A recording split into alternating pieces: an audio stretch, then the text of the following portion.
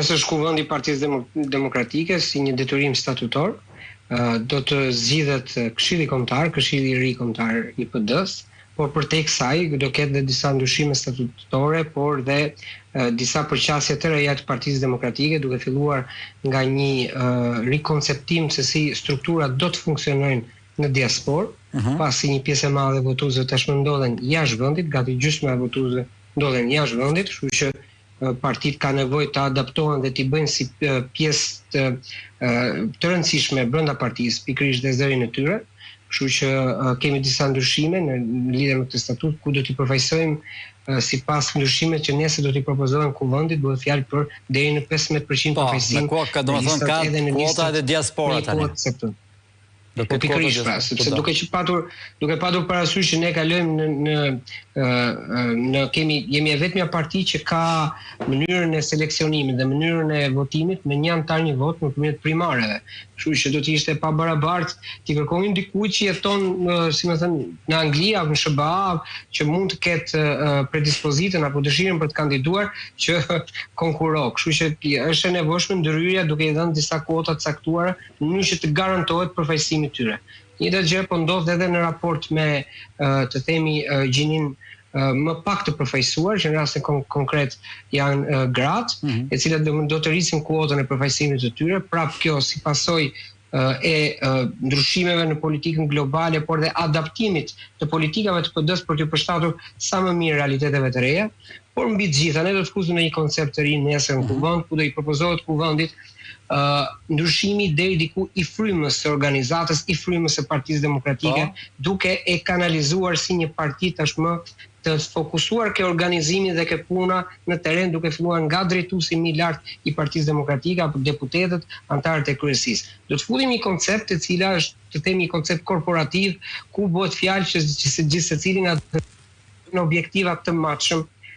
dhe më pas një matje të performancës së tyre, ku gjithë secili do i bëhet me dije edhe se si po ecën, në mënyrë periodike. Kjo do të jap një koncept ku të gjithë të themi funksionarët ose të gjitha kapacitetet njerëzore të Partisë Demokratike, pasi është një parti shumë e madhe, do t'i vendos pse jo një garë mes njëri tjetrit, kush e bën punën më mirë dhe mbase do të jemi më rezultativ. Përveç se kësaj, po pjesë e kësaj platformës të modernizimit të Partisë Demokratike do të fuzim konsultimin me demokratëve dhe për te votuesve të opozitës me qytetarët. Nëpërmjet inteligjencës artificiale do të nxjerrim raporte bazuar në opinionet që do t'i japin, bazuar në sondazhe të caktuara ose në ftesë për marrje ftesë për të dhënë mendim që do i drejtohemi nëpërmjet SMS-ve dhe platformave digjitale. Që do të thotë një demokrat, një opozitar, një votues të djathtës do të jap një mendim në mënyrë narrativ në një platformë caktuar në lidhje me një çështje të caktuar. Inteligjenca artificiale do të mbledh të gjithë opozitarët në rang vendi që kanë dhënë mendim dhe do të prodhojë një raport mbi mendimin e qytetarëve mbi çështjet e caktuar. Që do të thotë është një platformë që do komunikojë drejt për drejt në mënyrë periodike dhe të vazhdueshme me votuesit e saj dhe përtej kësaj edhe me qytetarët. Por njëkohësisht do të fuzim në një koncept krejt të ri ku platforma do të regjistrojë çdo objektiv që vendoset të themi seksioneve, kryetarëve të degëve, antarëve të kryesisë, dhe se gjithsecili që ka arritur detyrën e tij ose të saj, do të regjistrohet dhe kjo do të krijojë dhe të themi dhe regjistrin e kontributeve të gjithë demokratëve anë mban vendin. Po tentojmë të ecim me hapin e kohës dhe të shkojmë drejt një partie më moderne dhe patjetër që edhe fituese në zgjedhjet e ardhshme. Qartë, të janë disa prej ndryshime natyrisht takon partive, pastaj partisë dhe secilës parti vetë që ta shohë se si janë këto mekanizmat që e bëjnë të funksionojë më mirë, po besoj është e vështirë është pak të gjesh ekuilibrin mes një organizimi korporativ dhe një organizimi pak më shpirtëror që ka një parti politike brenda vetes, po provojnë gjitha. Po do ndalesha vetëm te një pikë, se janë gjitha pika këto për të diskutuar, po tek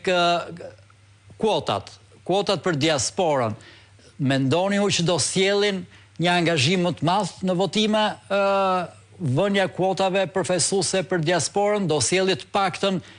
kuota 15%, sjellë të paktën 15% votave nga diaspora, se herën e parë pam pak vota nga diaspora, edhe ato vota i pam ashtu si ishin, se su morë vesh mirë si ishte votat diasporës. Janë